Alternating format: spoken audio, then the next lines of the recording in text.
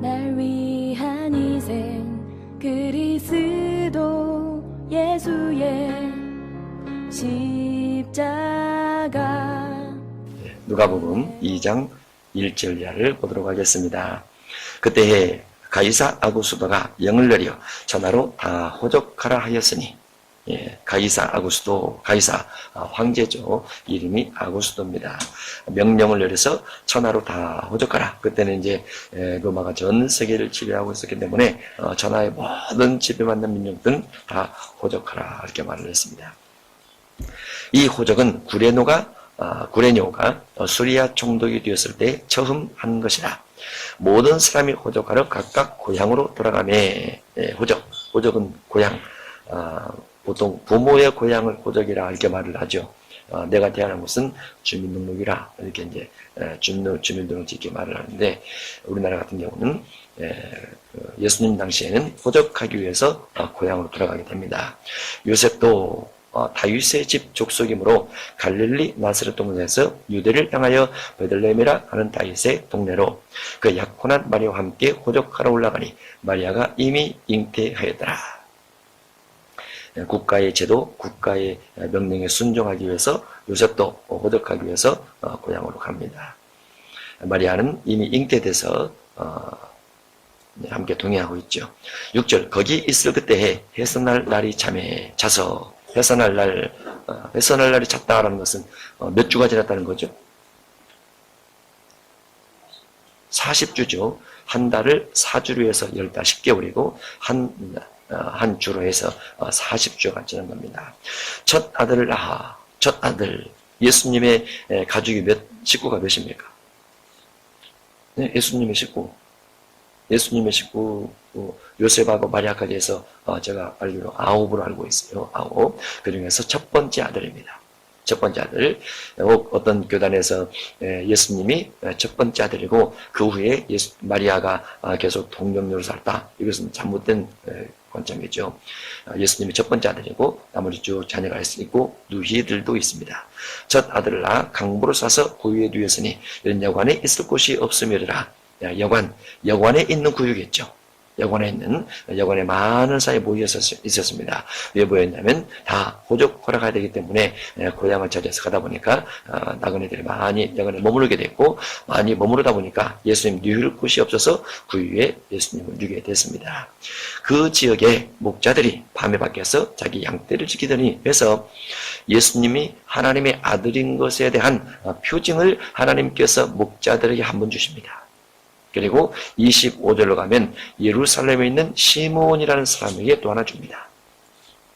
그리고 36절에 가면 딸 안나, 바누엘 아셀지파 바누엘의 딸 안나라는 여선자에게 또 예수님께서 하나님의 아들임의 표징을 또 하나 줍니다. 여기 이제 빠져것이 무엇이 안 나왔냐면 마태복음에 있는 동방박사가 누가복음에 빠져 있어요. 그래서 예수님께서 하나님의 아들로 출생하는 것에 대한 목자들, 그리고 동방박사, 그리고 시몬, 그리고 안나, 이 네 표적들이 있다 이렇게 볼 수 있습니다. 이제 누가복음에는 동방박사가 빠져 있지만은 8절입니다. 그 지역에 목자들이 밤에 밖에서 자기 양떼를 지키더니 예수님께서 출생하셨을 때에 목자들에게 천사들이 예수님의 출생에 대해서 말을 해줍니다. 가르쳐주죠. 그런데 밤에 밖에서 양떼를 지킬 때 예수님의 탄생을 그들에게 알려줍니다. 그러면 예수님께서 탄생하신 것이 언제냐라는 학자들의 논란이 좀 있죠. 그렇죠? 우리는 예수님의 탄생, 곧 성탄절을 언제로 지키는 거죠? 12월 25일로 지킵니다. 동방정교회는 예수님의 탄생일을 어느 때 지키냐면 1월 6일로 지킵니다. 틀리죠? 기독교하고 틀려요. 예수님의 탄생일을 초대교회 당시에 로마의 복음에 들어가면서 태양신을 섬기는 절기다. 이건 아닙니다. 그건 아니에요. 그건 아니고 날짜는 명확하게 기록된 건 없어요. 예수님의 탄생일에 대해서. 그러나 동방정교회도 1월 6일로 지키는 것 보면 12월 25일이나 또는 1월 6일이나 때가 아니겠느냐 이렇게 이제 우리가 생각해 볼 수 있고, 그러나 더 명확하게 생각해 볼 수 있는 것은 밤에 밖에서 자기 양떼를 지킬 때라라고 하면 아주 추운 겨울은 아닐 수 있다 라고 볼 수 있어요. 왜냐하면 추운 겨울에는 밤에 밖에서 양떼를 쉬게 할 수가 없어요. 또 추운 겨울에는 목초가 없습니다.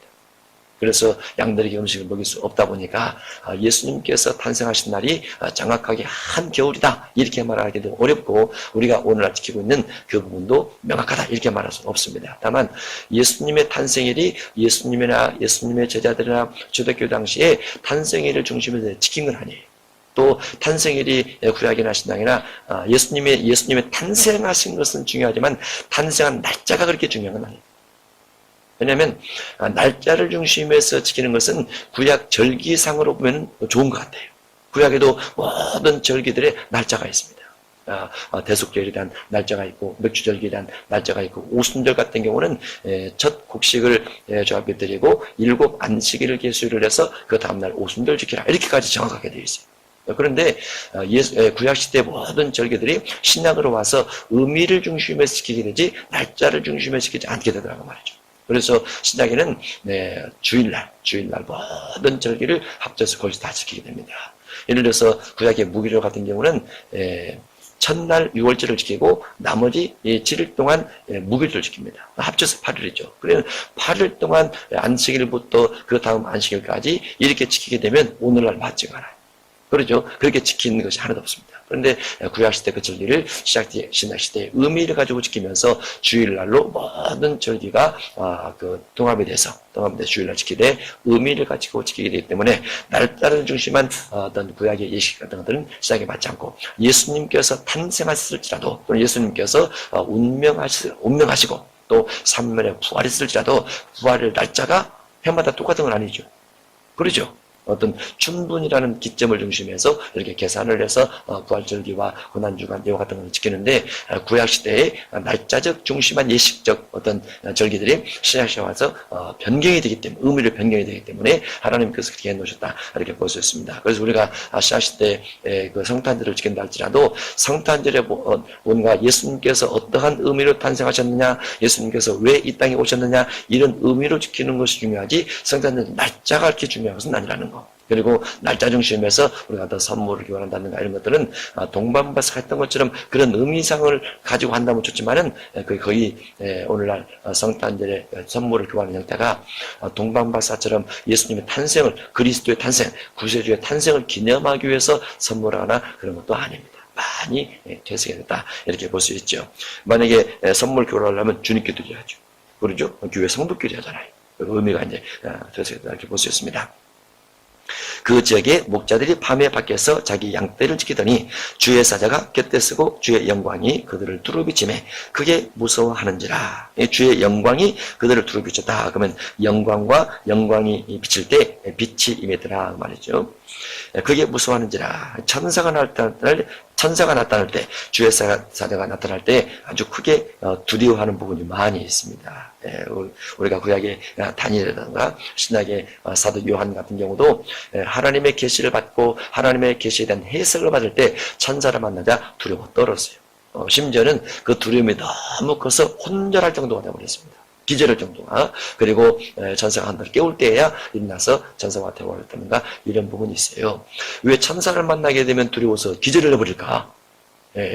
천사들 같은 경우는 거룩한 속성을 가지고 있죠. 어떤 이런 속성을 가지고 있어요. 그래서 죄인된 육체, 죄된 육체를 가지고 있는 사람, 아담과 하와가 범죄한 이후에 에덴 동산에서 추방당한 이후에 범죄한 육체를 가지고 있는 사람은 늘 내면 속에 죄성이 있다 보니까 그 죄성과 거룩함의 만남 속에 죄성에 견디지 못해서 쓰러지지 않나 이렇게 생각합니다.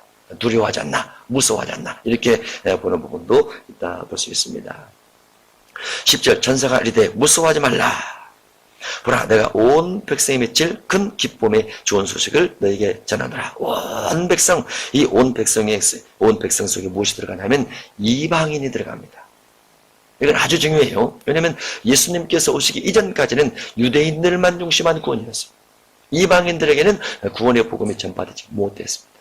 그래서 유대인을 중심한 복음이기 때문에 온 백성에 미칠 큰 기쁨의 좋은 소식은 우리 이방인들인 우리로 보면은 엄청난 주님의 은혜다라고 볼 수 있고, 주님께서 오심으로부터 이방인에게 복음이 전파되기 시작했더라, 이렇게 볼 수 있는 것이죠. 그래서 예수님께서 오심으로 온 백성에 미칠 큰 기쁨의 좋은 소식을 너에게 전하노라. 이 좋은 소식은 무엇일까요? 우리가 흔히 복음이라는 단어를 가지고 좋은 소식이다 이렇게 말을 하죠. 뭐 글자 그대로 좋은 소식이죠. 굿뉴스니까. 네, 좋은 소식인데, 이 좋은 소식은 무엇을 가지고 좋은 소식이라고 하느냐? 구세주입니다. 구세주. 네, 구세주. 11절. 오늘 다윗의 동네에 너를 위하여 구주가 나셨으니 곧 그리스도 주시니라. 구세주 그리스도입니다. 이건 다른 말로 우리를 구원시킬 자라 그 말이죠. 구원시킬 자에 대한 의미 때문에 좋은 소식이라 그럽니다. 막연하게 복음이 좋은 소식이다 이것이 아니고 구원시키는 내용 때문에 좋은 소식이에요. 그러면 무엇에 대한 구원이냐? 가장 중요한 것은 무엇에 대한 구원이냐? 그것이 예수님의 이름 속에 들어있죠. 그러죠? 예수님의 이름 속에. 그래서 예수님의 이름 속에 들어있는 그 의미 때문에 구주이고 그리스도이고 구세주고 그렇게 되는 겁니다. 네, 우리가 예수님 믿는 것은 예수님의 이름 때문에 믿는 거예요. 이름의 의미가 무엇이라고요? 이는 그가 자기 백성을 그들의 저희 죄에서 구원할 자이심이라. 가장 중요한 것은 죄에서 구원입니다. 이것을 기독교는 한시도 잃어버리면 안 돼요. 예수님의 이름 속에 들어있는 죄에서 구원을 한시도 잃어버리면 안 됩니다. 왜냐하면 창세기 3장 아담과 하와가 뱀의 미혹을 받아서 타락된 이후부터 뱀의 우선과 여자의 우선의 싸움은 계속 되어지면서 계시록 20장 11절 이전까지 계속 싸움이 됩니다. 한시도 그칠 날이 없어요. 천일왕국 빼고는. 그런데 사단은 끊임없이 예수 그리스도 안에 있는 사람을 무엇 가지고 미혹하느냐? 말씀에 어긋나서 죄를 짓게 하기 위해서. 죄가 목적이에요. 죄를 짓게 만드는 것이 목적이에요. 그러면 그리스도는 무엇을 목적 삼아 신앙생활을 하느냐? 죄에서 용서받는 것을 목적 삼아서 신앙생활을 합니다. 그 용서받는 것이 예수님의 이름이 있는데, 이것이 신약시대뿐만 아니라 구약시대도 모든 성도들에게, 구약의 모든 성도들에게 죄사함을 이렇게 받는 것이다 하면서 기록을 쭉 해두셨어요. 그래서 레위기 1장, 레위기 2장, 3장, 4장, 5장, 6장, 7장 이렇게 해서 죄사함 받는 많은 부분들을 기록해 두면서 어떠한 사람이든지 범죄치 않을 수 없지만 범죄하는 그 사람에게 화가 있기 때문에 죄를 짐승의 피를 통해서 사함받으라, 소재를 통해서 사함받으라, 이런 길들을 열어두시고, 신약시대는 예수님의 이름과 우리가 주 앞에 예수님의 이름을 통한 회개 고백을 통해서 죄사함 받는 부분이 쭉 기록되었다고 말이죠. 그래서 죄사함이 주어진다는 이것이 좋은 소식입니다. 좋은 소식. 예수 그리스도 이름 믿고 죄사함 받는 것, 이것이 좋은 소식이라 볼 수 있습니다. 아주 중요합니다. 그러면 다른 종교의 교주들도 죄사함이 있나? 없어요. 다른 종교 교주들. 왜냐하면 피 흘림이 있어야 죄사함이 되는데, 다른 종교 교주들은 피 흘림을 통한 것이 없다고 말이죠. 그러면 하나님께서 하나님의 아들을 이 땅에 보내실 때 백성들의 죄를 사하기 위해서 누군가 대가, 누군가 형벌, 누군가 대신 짊어지는 죄의 대가, 피 흘림이 있어야 되는데, 다른 종교 교주도 그게 없다고 말이죠. 어떠한 종교 교주도 없어요. 죄를 위해서 대신 죽어준 사람이 없어요. 그래서 예수 그리스도만이, 예수님만이 유일하게 구원자시고 예수님만이 유일하게 우리 죄사함을 통해서 영생을 줄 수 있는 분이다라고 볼 수 있어요. 예수님 외에는 다른 자가 없습니다. 12절, 너희도 가서 강보에 쌓여 구유에 누여 있는 아기를 보리니 이것이 너희에게 표적이니라. 표적이다. 무엇이 표적이라고요? 강보에 쌓여 구유에 누여 있는 아기를 보리니 이것이 표적이다. 천사가 말한 것이 사실일까? 천사가 말한 것이 진짜일까? 천사가 전한 소식이 구주, 그리스도, 메시아가 난다는 것이 사실일까? 가서 보자. 확인해 보니 진짜 있더라고 말이죠. 그래서 하나님께서 보내신 메시아, 곧 그리스도에 대한 증거를 그들에게 주시는 겁니다. 13절, 호련히 수많은 천군이 그 천사들과 함께 하나님을 찬송하여 이르되. 예. 예, 하늘에 있는 천사들이 아주 많은 숫자가 등장을 해서 하나님을 찬송했다. 이런 부분은 아주 성경에서 드뭅니다. 우리가 계시록 4장에 하나님의 날, 하나님 하늘이 열려서 하나님의 보좌가 보이고 보좌 앞에서 천사들이 주님을 찬양하고 허다한 우리가 계시록 7장에서 주님을 찬양하고 14가 다천이 계시록 14장에서 주님을 찬양하고 이런 부분이 있지만은 이 땅에 있는 이 땅에서 수많은 천군 전사가 모여서 하늘의 하나님께 찬양을 올리는 것은 거기 없어요. 단지에서도 거기 없어요. 창세기도 거기 없어요. 출애굽기도 거기 없어요. 그러면 하늘의 허다한 전군이란 수많은 전군이란 아주 많은 천사들인데 왜 그렇게 많은 천사들이 이 땅의 목자들 앞에서 하나님 찬송하는가? 그리스도, 메시아, 예수, 하나님의 아들, 하나님께서 이 땅에 계시기 때문에 그런 거예요. 하나님께서 계시기 때문에. 그래서 호련의 수많은 전군이 그 천사들과 함께 하나님을 찬송하여 이르되 지극히 높은 곳에서는 하나님께 영광이요. 지금 무엇 때문에 천사가 이 찬송을 하고 있죠? 예수님께서 탄생하셨기 때문에. 탄생하셨기 때문에. 그러면 하나님의 아들이 탄생하든 사람이 탄생하든 탄생된 사람의 첫 번째 목적은 무엇이냐? 사람이 태어나면 가장 무엇을 중심해서 인생을 살아야 되느냐? 첫 번째가 하나님의 영광. 하나님의 영광. 이사야 43장 7절을 보겠습니다. 이사야 43장 7절. 하나님께 영광이 되지 않는 것은 사람을 향한 목적이에요. 그래서 우리가 어떤 일을 하더라도 하나님께 영광 돌리는 일, 하나님을 기쁘게 하는 일, 하나님을 칭찬하는 일, 하나님을 자랑하는 일, 이런 말들을 계속하면서 지내야 됩니다. 그게 인간의 목적이기 때문에. 이사야 43장 7절입니다. 시작. 내 이름으로 불려지는 모든 자, 곧 내가 내 영광을 위하여 창조한 자를 오게 하라. 그를 내가 지었고 그를 내가 만들었느니라. 지었다, 만들었다, 창조했다. 창조하고 짓고 만든 모든 사람의 목적은 하나님의 영광이라 라고 되어 있어요. 그래서 우리가 우리의 일을 하지만 사실은 하나님의 영광을 위한 겁니다. 우리가 우리의 목적 따라서 뭔가 가고 있지만은, 우리의 미래를 향해서 가고 있지만은, 사실은 하나님의 영광을 위해서 가야 된다고 말이죠. 교회도, 직분도, 일도, 사회도, 직장도, 사업도, 모든 것이 마찬가지예요. 왜냐하면 사람의 한계성은 운명하다보다 끝납니다. 주님 앞에 영광 돌린 것만 남아요. 나중에는. 그래서 그 영광을 잠시라도 놓지 않고 하나님께 돌리며 가는 것이 태어난 모든 사람, 하나님께서 하나님을 믿게 만든 모든 사람의 목적이기도 하다라고 볼 수 있습니다. 그 목적에 조금도 흐트러짐이 없다고 하면 우리가 정말로 하나님의 사람이라 이렇게 볼 수 있어요. 그래서 전군전사도 지극히 높은 곳에서는 하나님께 영광이요 라고 말하고 있습니다. 땅에서는 하나님이 기뻐하신 사람들 중에서 평화로다. 하늘의 영광, 땅의 평화. 하늘의 영광, 땅의 평강. 야, 하늘의 영광과 예수님께서 이 땅에 탄생하심으로 하나님의 영광, 땅에서 평화가 시작된다. 볼 수 있어요. 예수님의 탄생의 시작은 평화의 시작과 같습니다. 그러면 그 이전은 하나님 안에 있을 때는 평화지만은 하나님 밖에 있을 때는 전쟁이에요. 왜냐하면 온 세상을 누가 지배하고 있고요? 온 세상은 악한 자 안에 처한 것이며, 요한일서 5장 19절. 세상 임금이 오리라. 모든 세상은 세상 임금에 종속됐는데 세상 임금이 마귀예요.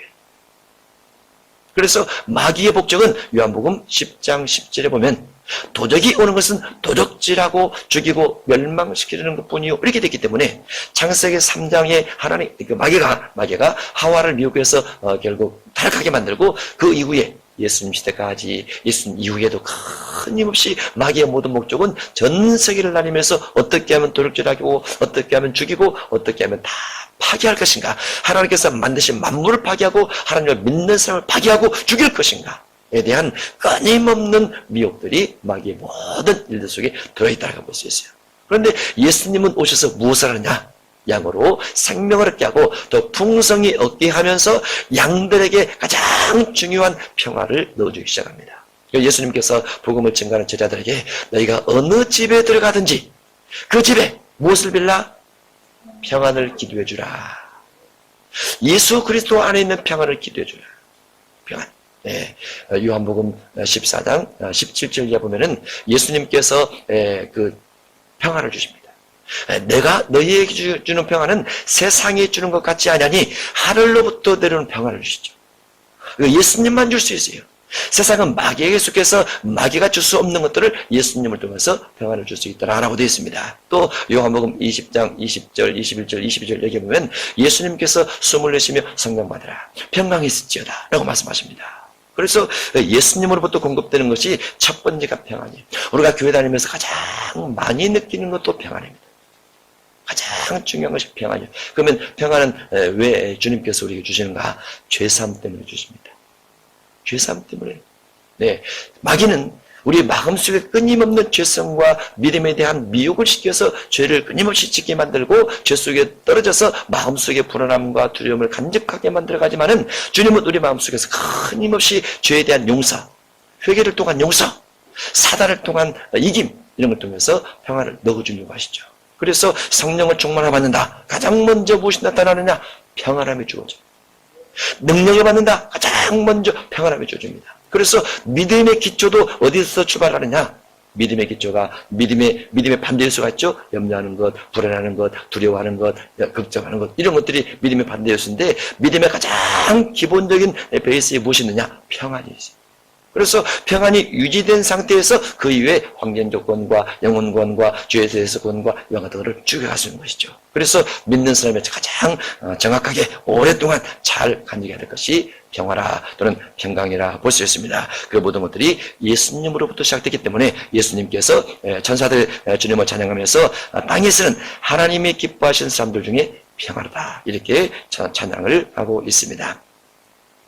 15절 천사들이 떠나 하늘로 올라가니 목자가 서로 말하되 이제 베들레헴으로 가서 주께서 우리에게 알리신 바 이 이루어진 일을 보자 하고 빨리 가서 마리아와 요셉과 그의 누인 아기를 찾아서 보고 천사가 자기들에게 이 아기에 대하여 말한 것을 전하니 듣는 자가 다 목자들이 그들에게 말한 것들을 놀랍게 여기되 마리아는 이 모든 말을 마음에 새겨 생각하니라. 모든 사람들은 목자들이 한 말을 놀랍게 생각하지만 마리아는 마음에 두었더라. 마음에 두었더라. 이 부분이 깨달음입니다. 다른 사람들은 지식으로만 들은 거죠. 소식만 전달받았을 뿐이죠. 만약에 목자들이 전한 소식을 듣고 깨달음이 주어졌다면 그러면 메시아네, 그러면 그리스도네, 그러면 우리가 그리스도에 가서 경배하고 찬양하고 영광을 돌리고 그에게 선물을 드리고 우리가 그를 통해서 구원받기를 준비하자 이렇게 생각했어요. 그런데 깨달음까지 오지 않는 거죠. 예, 지식으로 말씀을 아는 것과 깨달음으로 아는 것은 천지 차이입니다. 말씀 깨달아져야 돼요. 깨달아져야 돼요. 예, 말씀이 깨달아지면 된다는 것은 내 삶에 직접적 연관이 있다. 나와 직접적 관련이 있다. 어떠한 말씀 하나하나라도 내 삶과 내 생각과 내 인생에 이 세계에 또 온 땅에 직접적 연관이 있다는 것을 피부로 느낄 만큼 마음속에 와닿는 거예요. 아이들 공부를 합니다. 열심히 습득을 하죠. 이 습득이 사회에서 그것을 활용하기 위해서 습득이 아니고 시험 때 오를 막기 위해서 습득하는 거예요. 그것은 깨달음이 아니에요. 그것은 지식의 축적입니다. 그런데 하나님의 말씀을 듣고 내 삶 속에 적용이 되어서 그 말씀 따라 살아간다고 하면 그것이 깨달음이죠. 마리아는 마음에 두더라. 왜 마음에 두느냐? 훨씬 더 깊은 생각 속에는 마리아가 성령으로 잉태가 됐단 말이죠. 그리고 10달 동안 뱃속에 자랐단 말이죠.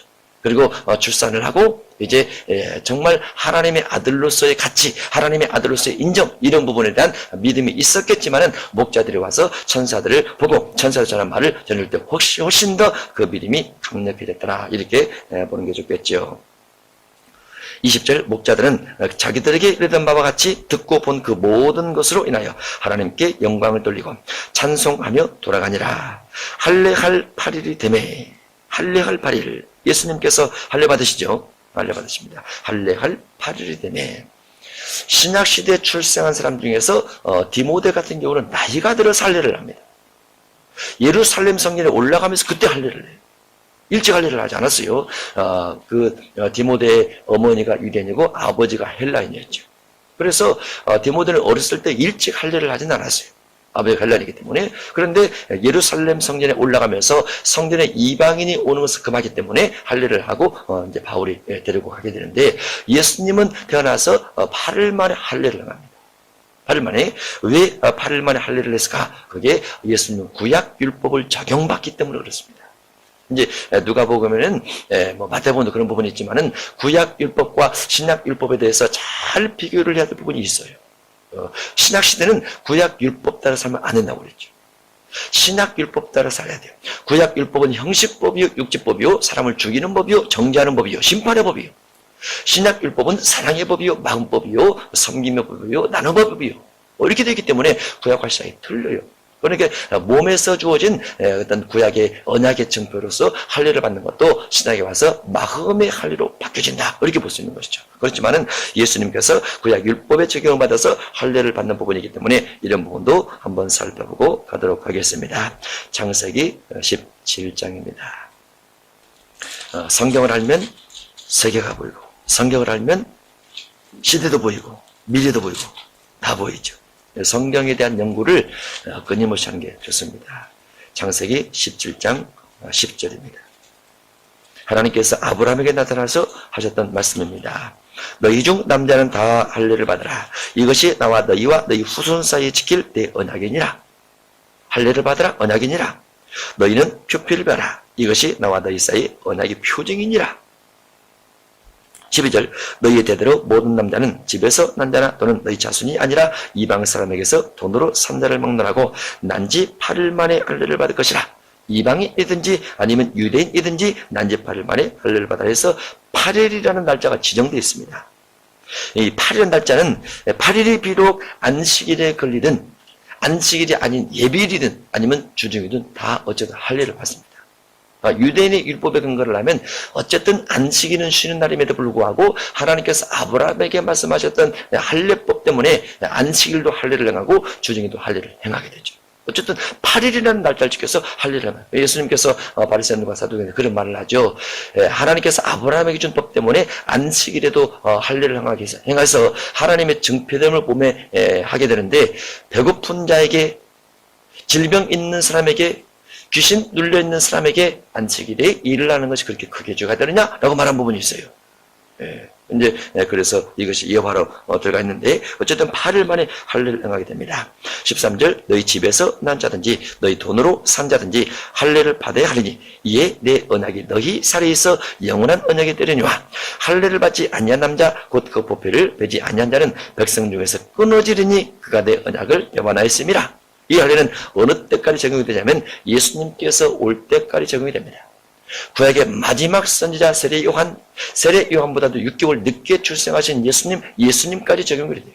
예수님은 몸의 할례를 받아야만 됩니다. 구약 율법을 적용받기 때문에 그렇습니다. 그러나 구약에도 할례 부분이 몸에만 할례를 받아라 이것이 되어 있는 건 아니에요. 구약에도 마음의 할례가 훨씬 더 중요하다는 부분이 있습니다. 마음이 거듭나야 된다. 마음이 바꿔져야 된다. 하나님의 말씀을 쫓는 삶으로 마음이 바꿔지지 않으면 육체만 바꿔져서는 하나님의 백성이 아니다. 이런 부분이 구약 성경에도 기록이 되어 있습니다. 신명기 10장을 보도록 하겠습니다. 이런 부분이 신약에서 훨씬 더 중요하게 우리에게 적용받는다 볼 수 있죠. 신명기 10장입니다. 16절입니다. 신명기 10장 16절 시작. 그러므로 너희는 마음의 할례를 행하고 다시는 목을 곧게 하지 말라. 문맥을 하면 마음의 할례 받는다는 것은 곧 무엇이죠? 목을 곧게 하지 않는 거예요. 교만한 사람은 할례를 안 받은 사람입니다. 교만이라는 것은 사회적으로 크게 높게 뭘 어디야 교만이 아닙니다. 내가 다른 사람과 비교를 해서 나를 더 우월하게 가지고 있는 마음, 이게 교만이에요. 어쨌든 비교하는 대상이 있으면 교만으로 흐릅니다. 그런데 여기 보면은 마음의 할례를 받으라. 그래서 목을 곧게 하지 말라. 교만하지 말라. 교만한 사람은 할례 받지 못한 사람이고 비록 할례를 받았을지라도 교만한 사람은 할례 받지 못한 사람이라고 말하고 있어요. 그래서 이 교만하지 않는 것이 할례 받는 사람이라 이렇게 볼 수 있는 것이죠. 신명기 30장입니다. 신명기 30장 6절입니다. 시작. 내 하나님 여호와께서 내 마음과 내 자손의 마음에 할례를 베푸사 너로 마음을 다하며 뜻을 다하여 내 하나님 여호와를 사랑하게 하사 너로 생명을 얻게 하실 것이며. 아멘. 하나님 여호와께서 마흠과 자손의 마흠의 할례를 베푸사 할례 베푼 결과가 무엇입니까? 마음을 다하고 뜻을 다하여 하나님 여호와를 사랑하면서 영생을 얻게 되는 것, 이게 할례예요. 할례 받은 사람은, 마음의 할례 받은 사람은 마음과 뜻과 목숨을 다해서 주님을 사랑하고 그 결과로 영생을 얻게 됩니다. 그래서 영생을 얻게 되어져 가는 것, 마음으로 뜻으로 인생으로 주님을 사랑할 수 있는 사람이 할례를 받은 사람이라고 되어 있어요. 그러니까 몸의 할례만이 할례가 아니라는 거죠. 그래서 구약이지만 육신적 할례가 할례가 아니고 마음의 할례가 할례인 것을 강조하고 있는데 이런 부분이 로마서 2장으로 가면 훨씬 더 명확하게 되어 있습니다. 로마서 2장 27절입니다. 로마서 2장 27절로 29절입니다.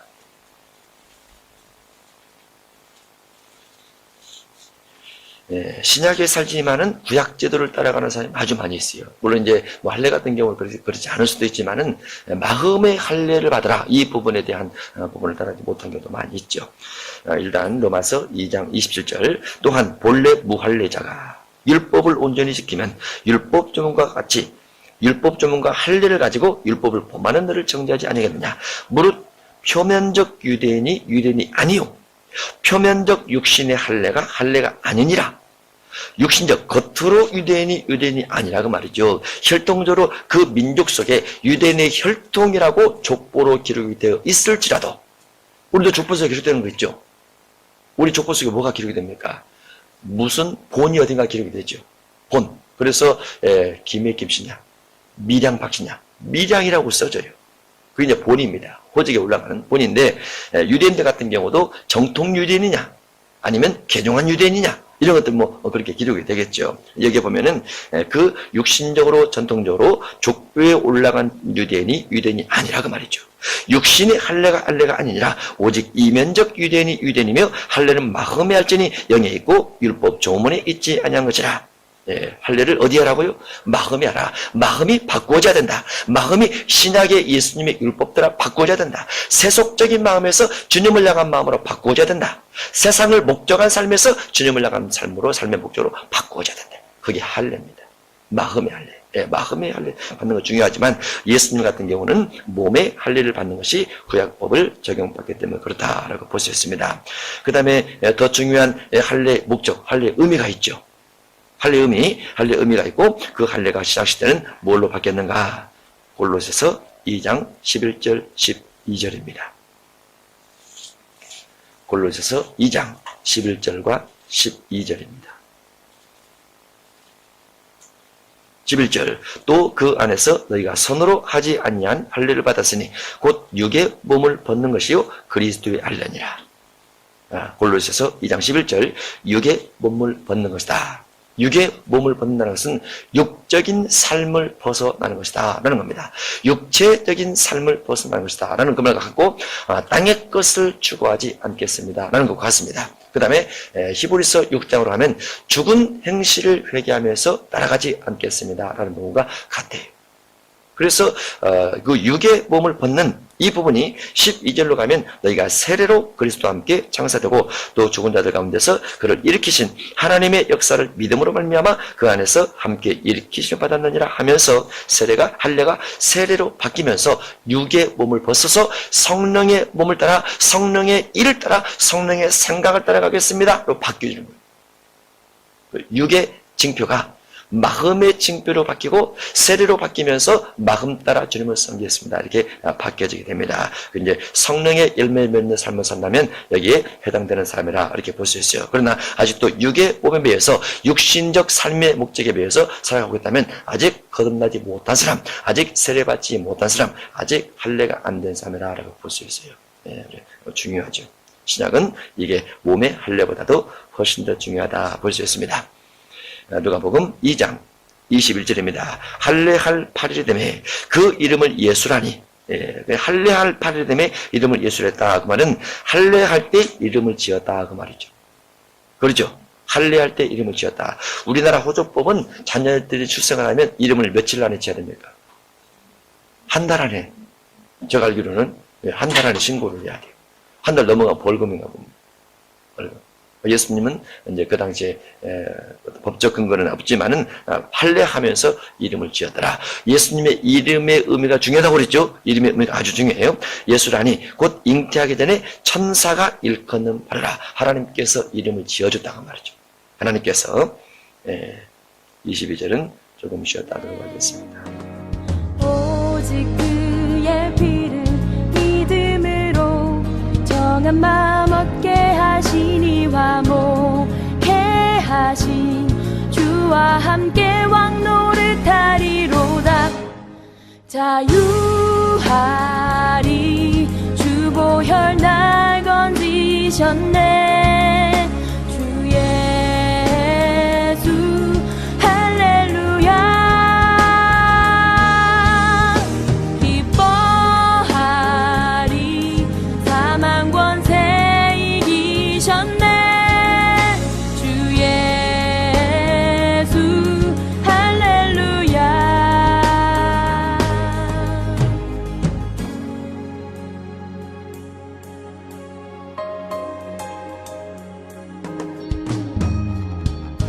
연약한 영혼 누가복음 2장 22절입니다. 모세 법대로 정결 예식의 날이 참에, 모세법이란 모세 율법이죠. 모세 율법은 범위가 있죠. 출애굽기 19장부터 신명기 34장까지 그 안에 여러 가지 법들이 있는데, 자녀를 출산할 경우에 산모는 이런 법을 지키라라는 것이 있습니다.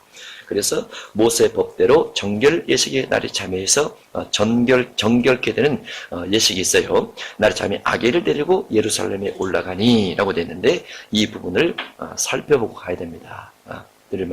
살펴볼 말씀이 있기 때문에 모세 법에 대한 출산 정결 예식을 레위기 12장에서 보겠습니다. 여기 12장 여호와께서 모세에게 말씀하시되 이스라엘 자손에게 말하여 이르라. 여인이 임신하여 남자를 낳으면 그는 이레 동안 부정하리니, 남자를 낳으면 부정하다. 자녀를 낳으면 부정이에요. 부정하다라는 것은 깨끗이 못하다고 말이죠. 이게 이제 어떤 산모에 대한 규례인데, 산모가 깨끗게 되기 위한 과정을 레위기 12장에서 곧 모세 율법 안에 있는 내용 중에 하나가 산모를 정결케 하는 내용을 기록을 해놨어요. 그는 이레 동안 부정하리니 곧 월경할 때와 같이 부정할 것이며, 여덟째 날에는 그 아이의 표피를 뺄 것이요. 그래서 8일째 할례를 행하라 라는 부분이 기록되어 있습니다. 그 여인은 아직도 33일을 지내야 산일을 깨끗하리니, 그러면 아직도라는 것은 며칠을 더 해야 되는 거예요? 8일. 그러니까 할례 받는 8일을 더해서 8일 더하기 33일을 지내야 산일을 깨끗하리라 라고 해서 41일째가 되는 날이 정결케 된다라고 됐습니다. 그게 이제 산모에 대한 정결 예식입니다. 정결하게 되는 기한이 차기 전에는 성물을 만지지도 말며 성소에 들어가지도 말라. 그러면 출산하고 40일, 아들을 낳았을 경우에 출산하고 41일이 지나기 전에는 성전에 올라오지 말라 그 말이죠. 성전에 가면 안 돼요. 하면 안 됩니다. 이게 구약의 법입니다. 그러면 신약에는 자녀를 낳고 나서 41일 동안 성전에 올라올 수 없나? 라고 했을 때 신약은 그렇지 않다라고 볼 수 있어요. 신약은 신약은 믿음 때문에, 구약은 육체법이기 때문에 육체가 정결케 돼야 올라가요. 근데 신약은 마음법이기 때문에 육체와 상관없이 성전에 올라갈 수 있다 이렇게 볼 수 있습니다. 5절 여자를 낳으면 그런 2일 동안 부정하리니 월경할 때와 같이 같을 것이며 산일이 깨끗하게 되면 66일을 지내야 되리라. 66일. 이제 다른 그 할례가 없기 때문에 66일을 지내면 깨끗하게 됩니다. 아들이나 딸을 정결하게 되는 기한이 차면 그 여인은 번제를 위해서 일련된 어린 양을 가져가고 속죄제를 위하여 집비둘기 새끼나 산비둘기를 회막문 제사장으로 가져갈 것이요 해서 여기에 6절에 번제와 속죄제의 동그라미를 쳐놔야 됩니다. 아주 중요해요. 아주. 출산의 경험이 있는 그 산모가 번제와 속죄제를 드려야 된다. 다만 무엇을 가져가느냐? 어린 양을 가져가고 비둘기를 가져가라 그 말이죠. 어린 양과 비둘기. 7절 제사장은 그것을 여호와 앞에 들여서 그 여인을 위하여 속죄할지니, 속죄는 누가 해주는 거죠? 제사해 주는 거예요. 구약 시대의 속죄는 제사해 주고 신약 시대에도 예수님이 속죄를 해줍니다. 왜냐하면 예수님이 대제사장이거든요. 신약 시대에 유다 지파에서 오셨지만 예수님이 대제사장이에요. 멜기세덱 반차를 따르는. 그래서 예수님께서 지붕을 뚫고 내려온 그 중풍한 자에게 내 제사함 받았느니라 선포를 해주죠. 선포해 주니까 바리새인들이 신성 모독이라 했는데 잘못하는 거예요.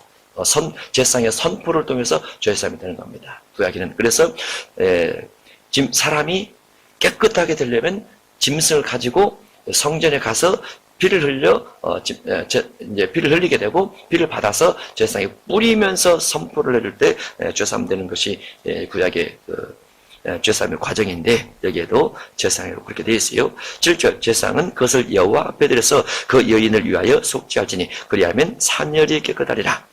이는 아들이나 딸을 생산한 여인에게 대한 규례니라. 그 여인이 어린 양을 바치기에 힘이 미치지 못하면 산비둘기 2마리나 집비둘기 새끼 2마리를 가져다가 하나는 번제물로 하나는 속죄제물로 삼을 것이요 제사장은 그를 위하여 속죄할지니 그가 정결하리라. 그래서 정결이 죄에 대한 정결이라 이렇게 되었습니다. 그러면 자녀를 낳게 되는 것도 그것은 낳게 되면서 죄가 있다 그 말이죠. 여기서 무엇을 볼 수 있냐면 이 아이 출산에 대한 부분이 아이가 태어나면서 원죄가 있기 때문에 속죄와 번제물을 드리라 그건 아니에요. 내용을 보면 여인을 정결케 하는 겁니다. 산모를 정결케 하는 거죠. 그런데 산모를 정결케 하는 것이 자녀를 정결케 하는 것과 같아요. 어린아이 때는. 자녀가 어린아이 때는. 그래서 할례를 행한다. 아들에게는 할례를 행한다. 그렇게 돼 있고 이제 정결케 대하는 기간이 차면 성전에 올라가서 하나님께 베이로 가게 되는데 일단은 여인이 자녀를 출산할 때 속죄 제물과 번제 제물 드리는데 번제 의미와 속죄 제물의 의미는 두 가지가 있다고 했죠. 한 가지는 예물의 의미가 있다. 그리고 한 가지는 죄사함의 의미가 있다. 이렇게 말씀드렸습니다. 거기다가 번제 의미 같은 경우는 헌신의 의미가 들어있고 속죄 의미 같은 경우는 속죄 제물 같은 경우는 자범죄 사함에 대한 의미가 들어있다. 이렇게 볼 수 있어요. 그래서 자녀를 출산할 때 산모 또는 자녀에 대한 이런 어떤 구약식은 예식적인 부분을 반드시 지켜야 되는데 그러면 신약에는 무엇을 해야 되느냐? 신약에 여러분의 자녀를 출산하고 나서 이런 예식을 안 했죠. 그죠? 자녀 낳고 여러분 죄 속죄를 위해서 하나님 내가 자녀를 낳았으니까 구약시대 레위기 12장처럼 내가 회개하면서 속죄 제물 드립니다. 이렇게 기도 안 하셨죠? 한 사람도 안 했죠. 그냥 모르니까. 구약은 예식적으로 하고 짐승을 가지고 하면서 합니다. 구약은. 그러나 신약에는 의미가 있다는 거. 마음법은 의미가 있어요. 형식적 법은 아니지만은 절차적 법은 아니지만은 의미가 있어요. 의미가. 무엇 때문에 그러냐? 구약은 상번제를 드리든 안식일을 드리든 그 다음에 한 달에 한 번 월삭을 드리든 1년에 3절 절기, 무교절, 질주절, 장막절을 지키든 그 다음에 대속제 그리고 안식년, 희년을 지키는 그 모든 부분 속에 속죄제물이나 화목제물이나 번제가 꼭 들어갑니다. 거의 대부분 추수라든가 그 다음에 맥주감사 같은 경우는 감사절기임에도 불구하고 속죄가 들어가요. 왜 하나님 구약에 있는 모든 절기 속에는 번제와 속죄가 들어갈까? 번제 속에도 속죄가 있고 속죄 속에도 속죄 의미가 있는데 다 자범죄입니다. 죄사함 받을 기회를 많이 주는 거예요.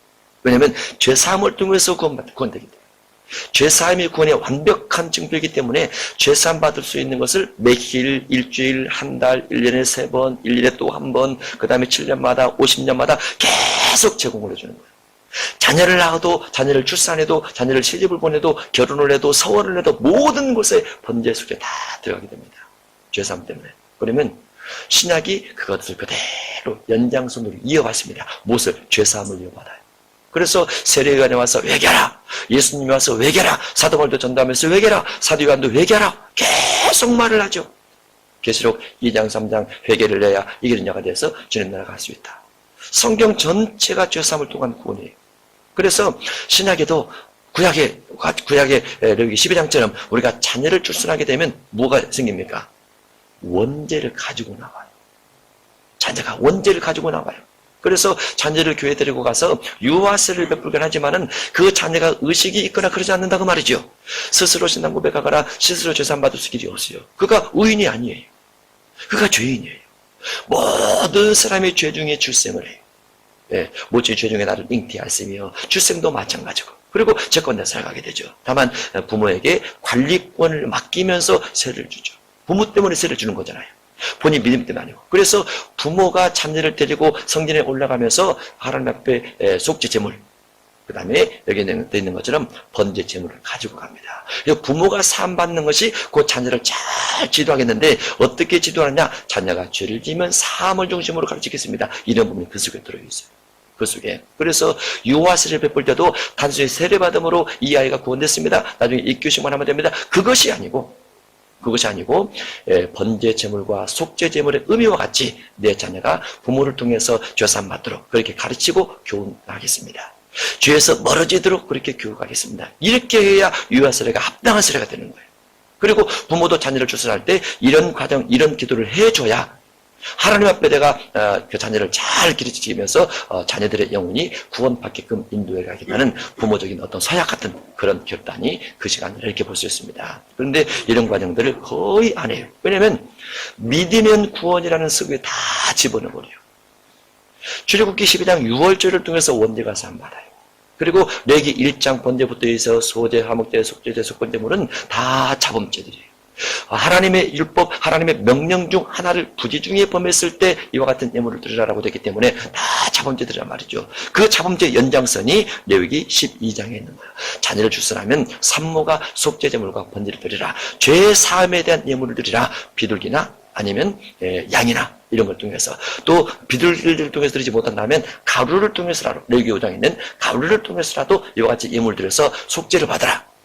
원죄를 가지고 태어났기 때문에 자녀가 그래서 죄사함을 중심으로 한 신앙이 레위기 12장이 되어 있고 이런 부분이 신앙에도 연결돼야 된다. 그러면 믿는 믿음의 부모가 자녀를 양육할 때 무엇을 중심에서 양육해야 된다고요? 죄에서 멀어지게 가르치는 것. 신앙 중심에서 살아가도록 가르치는 것. 하나님께 맡기고 하나님께 헌신하면서 인생을 살아갈 수 있도록 그 기도를 하는 것. 이게 목적이에요.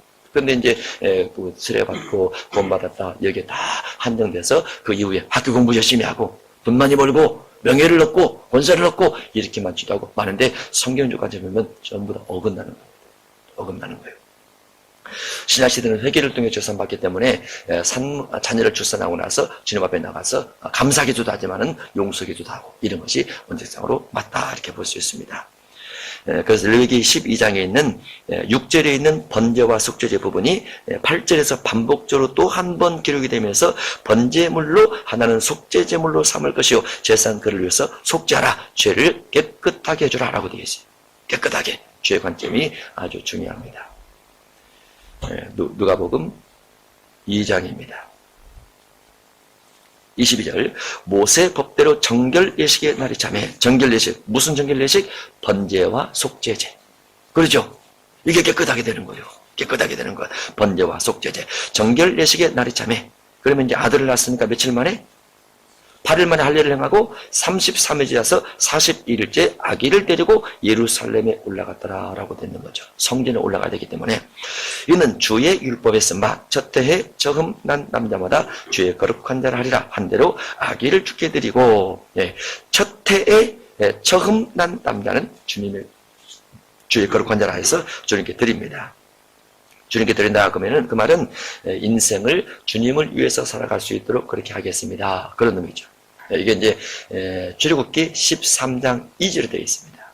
출애굽기 12장 제목이 무교절, 6월절, 출애굽기 13장 제목이 무교절입니다. 12장은 애굽의 장자들을 하나님께서 멸할 때 애굽에 있는 모든 신들을 죽이게 되는데 애굽의 신들을 심판하게 되는데 심판하는 것에서 건져내죠. 그러면서 이스라엘 백성들의 집을 구원시켜요. 구원시킨다는 것이 세상에서 받는 구원입니다. 원죄에서 받는 구원이에요. 그리고 13장이 무교절인데 그 무교절의 의미가 하나님의 율법을 내 입에 있게 하라. 그런 의미예요. 그러면 구원받아 나온 사람은 세상에서 원죄에서 구원받아 나온 사람은 하나님의 율법을 입에 달고 살아가면서 살겠습니다. 신앙생활을 하면서 살겠습니다라는 부분이 13장 무교절로 지내게 됩니다. 그래서 여기에 첫 해에 처음 난 남자마다 주의 거룩한 자라 주님께 드리겠습니다. 인생을 주님께 헌신케 하겠습니다. 그런 의미로 주께 드립니다. 24절 또 주의 율법에 말씀하신 대로 산비둘기 한 쌍이나 혹은 어린 집비둘기 둘로 제사하려 함이더라. 혹은이라고 되어 있으니까 어쨌든 두 말인데 산비둘기가 없으면 집비둘기입니다. 하나는 무엇으로? 번제로, 하나는 무엇으로? 속죄 제물로 드렸더라 그 말이죠. 구약은 짐승을 통한 조사함인데 짐승을 통하지 않고 가루를 통해서도 조사받을 수 있다 그랬죠. 소제, 레위기 5장에 있는 소제, 피를 통해서만이 아니고 소제를 통해서 드릴 수도 있다. 비둘기를 드릴 수 없을 만큼 가난할 때 가루를 드리게 됩니다. 25절 예루살렘에 시몬이라 하는 사람이 있으니 이 사람은 의롭고 경건하여 이스라엘의 위로를 기다리는 자라.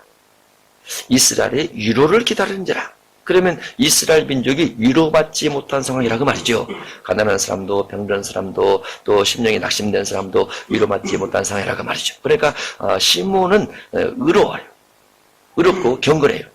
그런데 의롭고 경건한 사람이 많지 않는 이스라엘 민족 속에 하나님께서 뭔가 이 민족 속에 위로를 주었으면 좋겠다라는 기대를 가지고 있는 자라고 말이죠. 그런데 그에게 성령이 그 이유에 계시더라라고 해서 성령과 동행하는 자라고 되어 있습니다.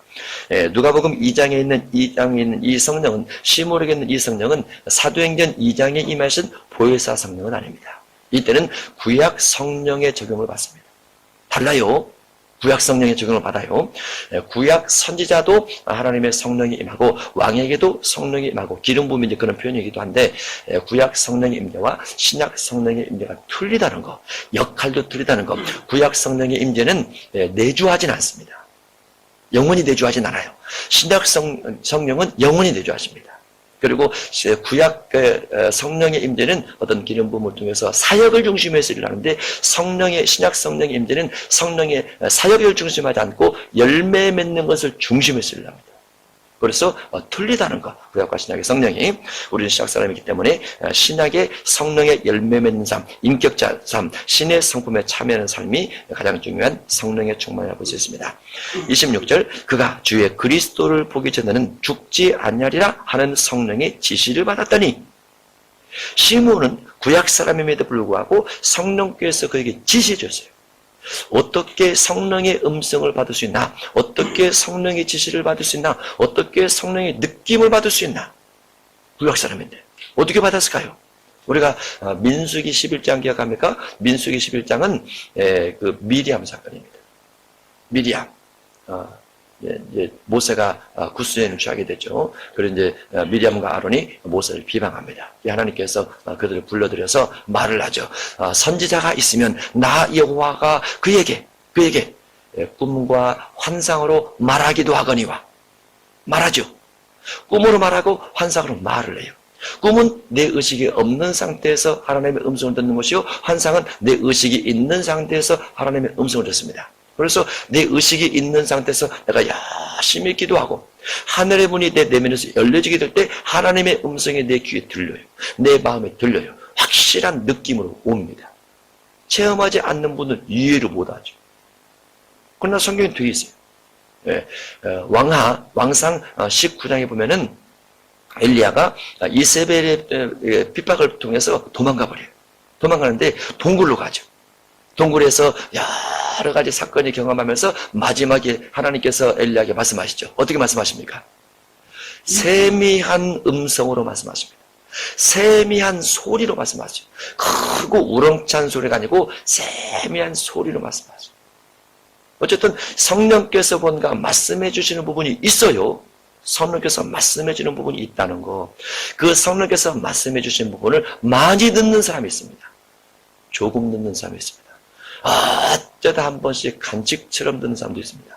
1년에 한두 번 정도 듣는 사람도 있어요. 그러면 1년에 한두 번 듣는 사람은 한 달에 한두 번 듣는 사람은 이해를 잘 못해요. 한 달에 한두 번 듣는 사람은 일주일에 한두 번 듣는 사람은 이해를 못합니다. 일주일에 한두 번 듣는 사람은 하루에 한두 번 듣는 사람은 이해를 못해요. 신기하죠? 그런데 성경 안에 보면 예수님이라든가 다윗이라든가 여기에 나와 있는 또 시몬이라든가 이런 사람들은 성령의 음성을 자주 들어요. 그런 사람이 있어요. 이해를 하셔야 돼요. 내가 체험하지 않았을지라도 그분들이 체험하는 것을 믿어줘야 돼. 또 요한일서 2장 20절이나 27절이나 또 요한복음 14장에 보면 어떤 말이 있냐면 성령은 우리 내면에서 생각을 통해서 말씀하신다. 그런 부분이 있어요. 물론 마귀가 말할 때도 있죠. 그러나 성령이 말씀하신 부분도 있어요. 뭐 성령은 큰 소리로 말을 하고 귀신은 작은 소리로 말을 하고 안 그럽니다. 그냥 우리의 생각이 떠오르는 거예요. 인정해 줘야 돼. 인정. 이제 여기도 시몬이 성령의 음성을 듣습니다. 26절 그가 주의 그리스도를 보기 전에는 죽지 아니하리라 하는 성령의 지시를 받았더니 성령의 감동으로 성전에 들어가매 성령의 감동으로 성전에 들어가매 시몬에게 임한 성령의 감동은 무엇입니까? 성전에 들어가는 감동이에요. 이 부분에서는 에스겔 1장이나 에스겔 쭉 배우면 에스겔이 많은 감동을 받는데 에스겔이 감동을 받는 것은 환상을 보는 감동입니다. 계시록에 보면은 사도 요한의 감동을 받는데 감동을 받아서 하나님의 음성을 듣는 감동이에요. 감동의 종류가 다 다르다는 거.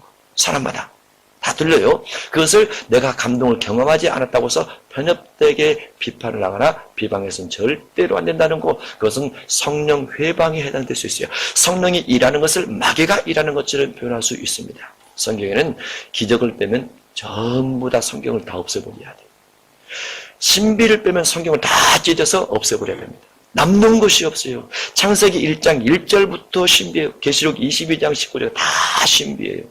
그래서 신비를 빼면 안 됩니다. 성경은 다 들어가 있기 때문에 성령의 감동으로 성전에 들어가면 마침 부모가 율법의 관례들을 행하고자 해요. 어떤 관례? 22절에 있는 모세법의 정결 예식입니다. 곧 레위기 12장 부분이죠. 성전에 들어가면 마침 부모가 율법의 관례대로 행하고자 하여 그 아기 예수를 데리고 오는지라 시몬이 아기를 안고 하나님을 찬송하여 이르되 주제여 이제는 말씀하신 대로 종을 평안히 놓아주시는도다.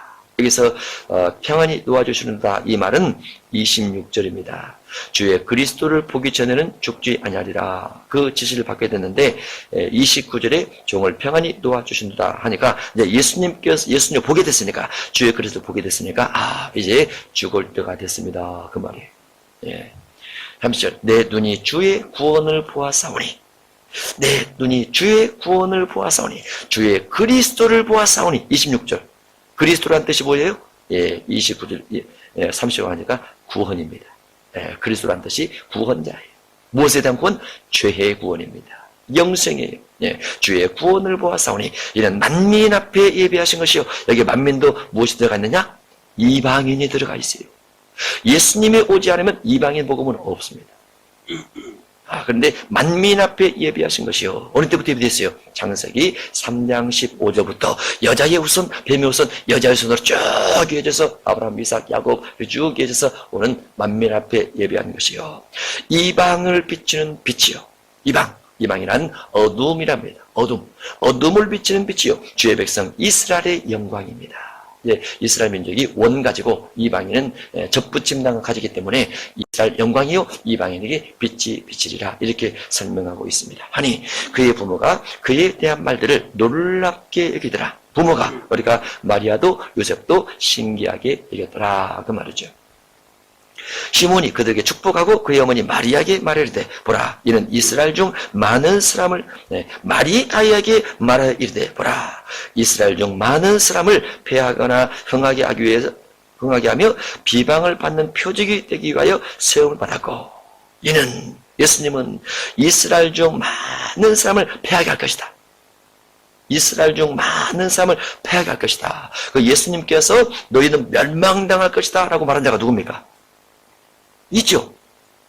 너희는 멸망당할 것이다. 너희는 지옥 갈 것이다. 설명한 사람 있죠. 바리새인 사두개인들. 그러죠. 지옥에 판결을 어찌 피하겠느냐.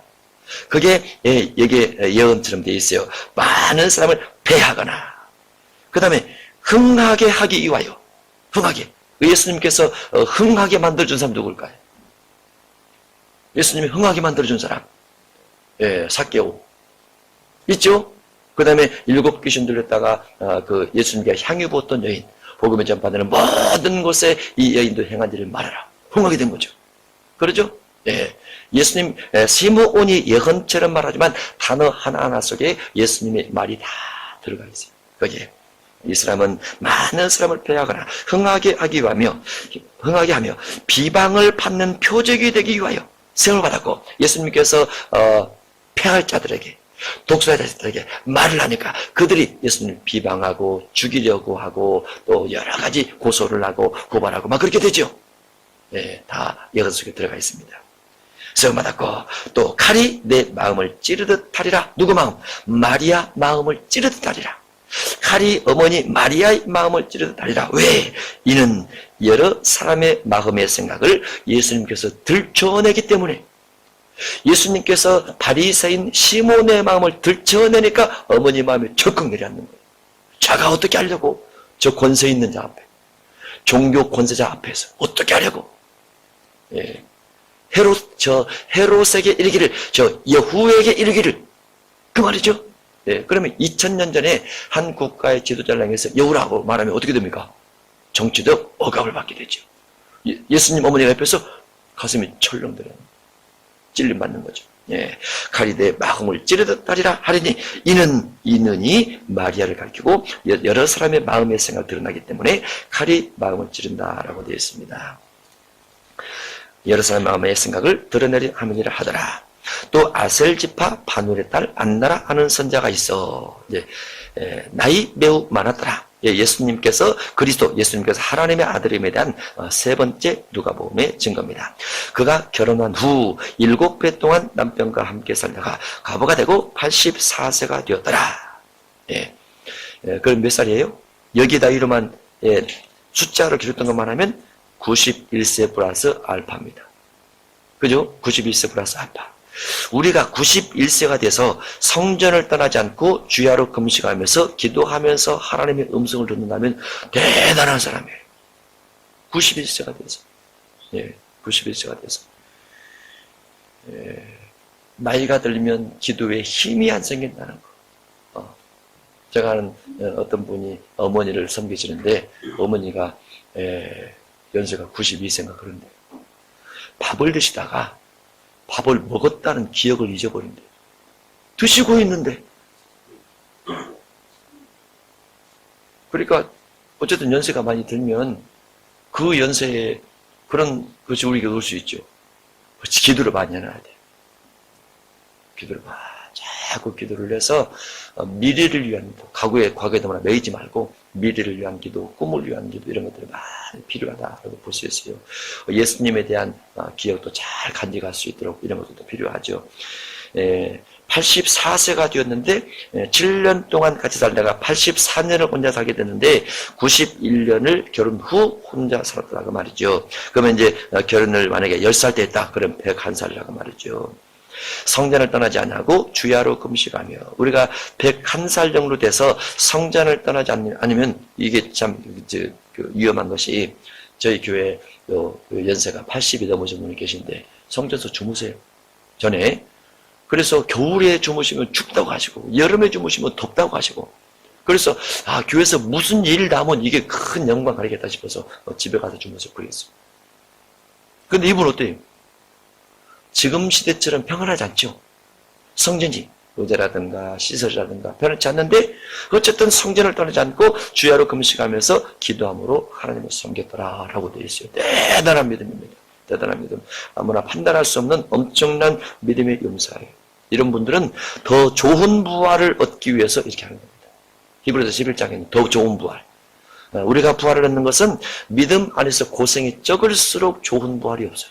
부활이긴 하지만, 그러나 믿음 안에서 주님 때문에, 주님의 일 때문에, 주님의 어떤 사역 때문에 믿음의 비전을 가지고 내가 참고 인내하고 고난을 감당하고 조롱받아도 희롱을 당해도 여러 가지 육신적으로 변하지 못함에도 불구하고 이렇게 살면 나중에 주님의 나라에서 부활이 되는데, 그 부활이 훨씬 더 나은 부활이 있어요.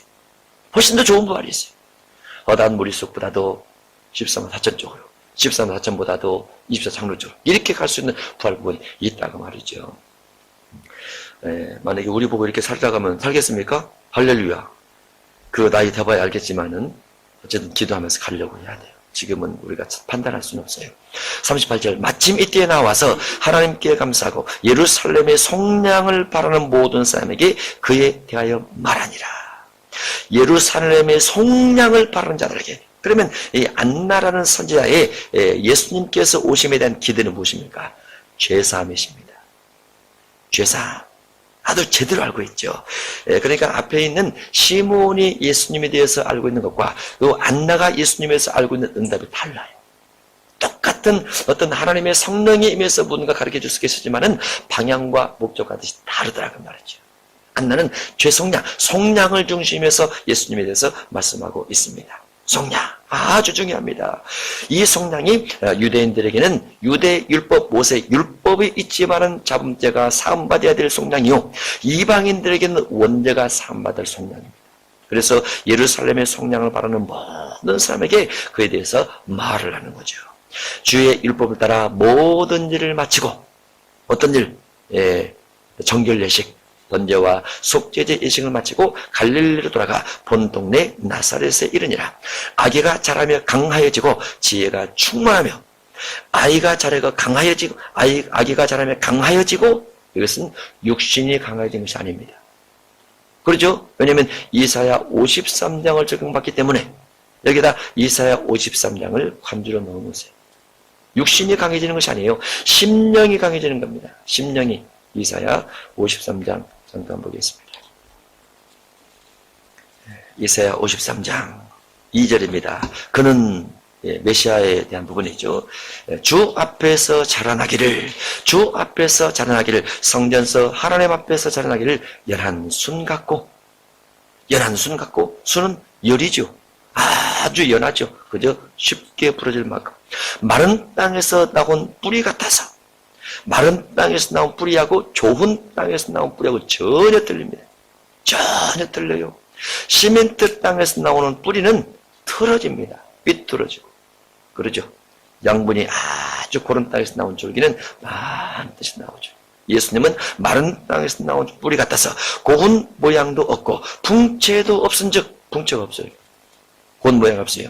우리가 보기에 흠모할 만한 아름다운 것이 없도다. 이게 예수님 자랄 때 모습입니다. 그래서 누가복음 2장 40절도 아기가 자라며 강하여지고, 이 부분은 심령이 주 안에서, 하나님 안에서 강력해지는 겁니다. 하나님의 말씀을 따라 그대로 살아가려는 강력함, 말씀에 순종하려는 강력함입니다.